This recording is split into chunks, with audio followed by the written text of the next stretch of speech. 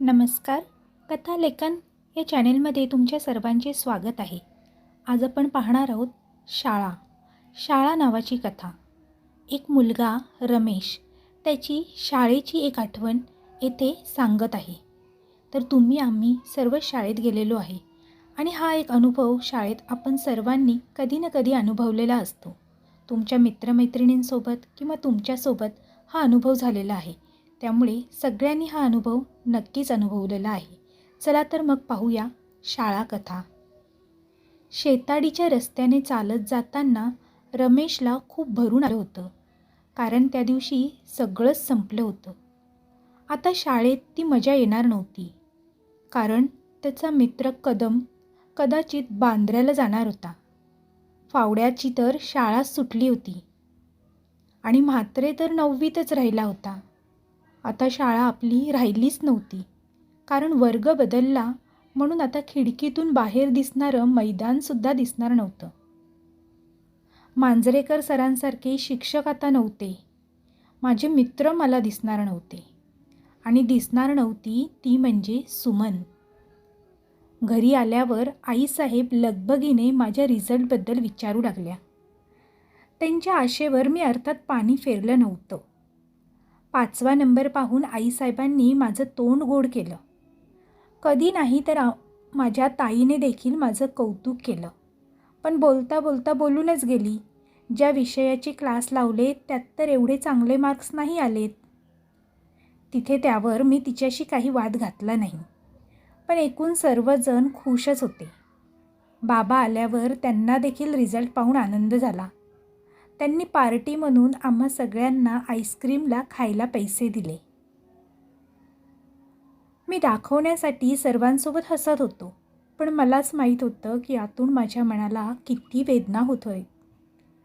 त्याचं कारण सुमन होती की माझे मित्र होते माहीत नाही, पण सगळं चांगलं चाललेलं असून काहीतरी भकासपणाची जाणीव होत होती.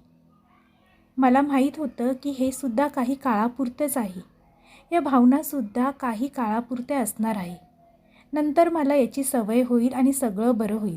जसे जसे दिवस जातील तशी माझ्या मनाला ह्याची सवय होईल. मी माझ्या मनाला हे सारखं सांगत राहिलो. पण आता 10वीच्या नववीत वर्गात जाण्याचं धाडस मात्र होत नव्हतं. तरी शाळा चालू व्हायला अजून 1 महिना अवकाश होता. त्या दिवशी सकाळी रविवार जरा मला लवकरच जाग आली. ताईच्या कॉलेजला सुट्ट्याच लागल्या होत्या, तर ती पण खूप उशिराच उठायची. आईसाहेब अर्थातच उठल्या होत्या, कारण त्यांना काही आमच्यासारखी सुट्टी नाही. आई लोकांना रविवार काय, उन्हाळ्याची किंवा दिवाळीची सुट्टी काय, सर्व दिवस सारखेच. मी उठून अंथरूण घेऊन असाच डोळे बंद करून नुसता पडून होतो. माझ्या मनात खूप सारे विचार चालू होते. आता पुढे काय करायचे? 10वीला थोडं सिरियस व्हायला हवं. मनातून वाटत होतं की बरंच आहे जे झालं ते. कोणी म्हटलं ना की मन का हो तो अच्छा, न हो तो और भी अच्छा.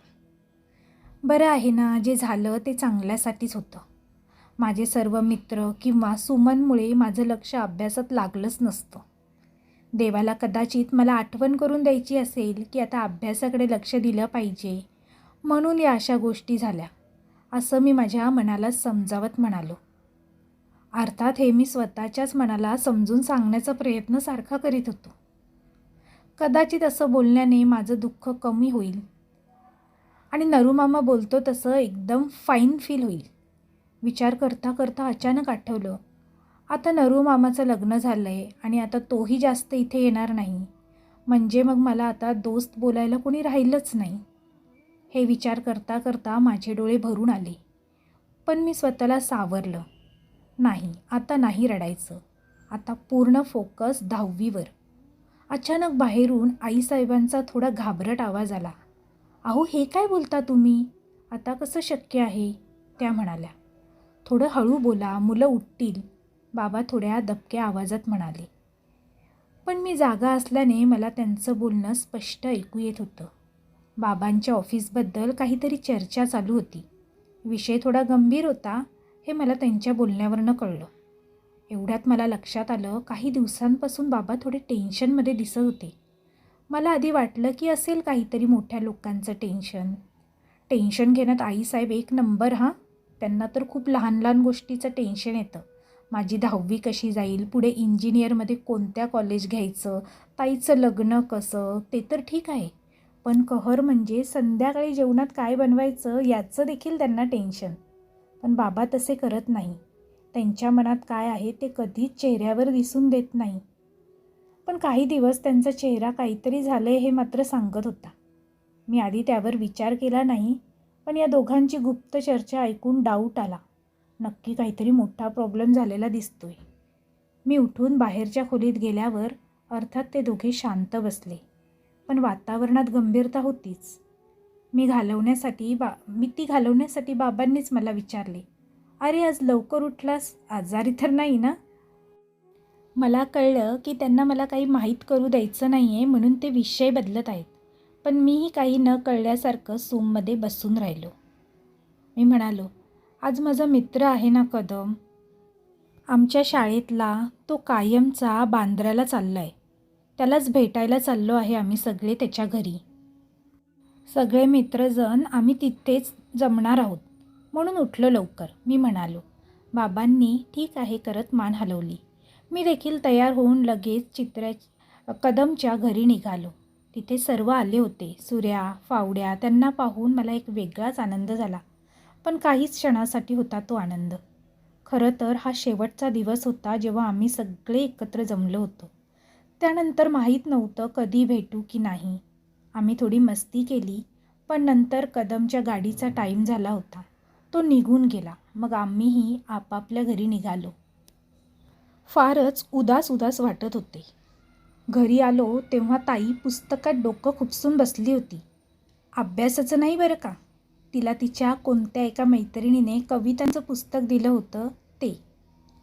आईसाहेब जेवण बनवत होत्या आणि बाबा आजचा पेपर वाचत होते. पण पेपर वाचता वाचता मी आलेला पाहून ते थांबले. पेपर बाजूला ठेवला आणि आम्हा तिघांना बोलावलं. आईसाहेब गॅस बंद करून आणि ताई पुस्तक बंद करून त्यांच्यासमोर असलेल्या कॉटवर बसले. असं खूप कमी वेळा झालं आहे की आम्ही सर्व मिळून काही गोष्टीवर चर्चा केली आहे. माझ्याशिवाय करतात ही लोक चर्चा, हे आहे मला माहीत. कारण त्यांना अजूनही मी लहानच वाटतो ना. पण आज यांच्या चर्चेत मला देखील सहभागी केल्यामुळे थोडं मोठं असल्यासारखी फील आली. मग मी लगेच बाबांच्या शेजारच्या खुर्चीवर जाऊन बसलो. बाबा थोडे सिरियस होते. मला वाटलंच सकाळच्या विषयावर बोलायचं असणार. ताई तेव्हा झोपली होती, तेव्हा तिला तर काही माहिती नव्हतं याची मला खात्री होती. पण आता माझं लक्ष बाबांच्या बोलण्याकडे होतं. बाबांनी बोलायला सुरुवात केली. "मुलांनो, आपल्याला आता ही चाळ, हे घर आणि मुंबई सोडून जावं लागणार आहे. कायमचं पुण्याला." समाप्त. तर मित्रमैत्रिणींनो, कशी वाटली तुम्हाला ही कथा? आम्ही सगळ्यांनीच कोणीतरी हा अनुभव शाळेत अनुभवला असणार. कोणाच्या वडिलांची बदली झाल्यामुळे किंवा कोणाची शाळा दुसरी चेंज केल्यामुळे हा अनुभव सगळ्यांनीच अनुभवला असणार.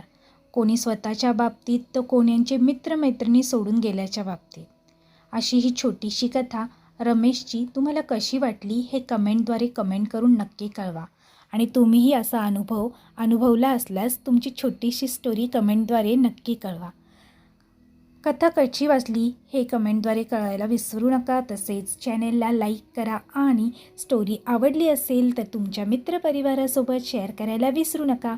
चॅनल आवडला असेल तर चॅनेलला सबस्क्राईब करा आणि पुन्हा भेटूया अशीच एक नवीन कथा घेऊन. तोपर्यंत सर्वांना धन्यवाद. Bye bye.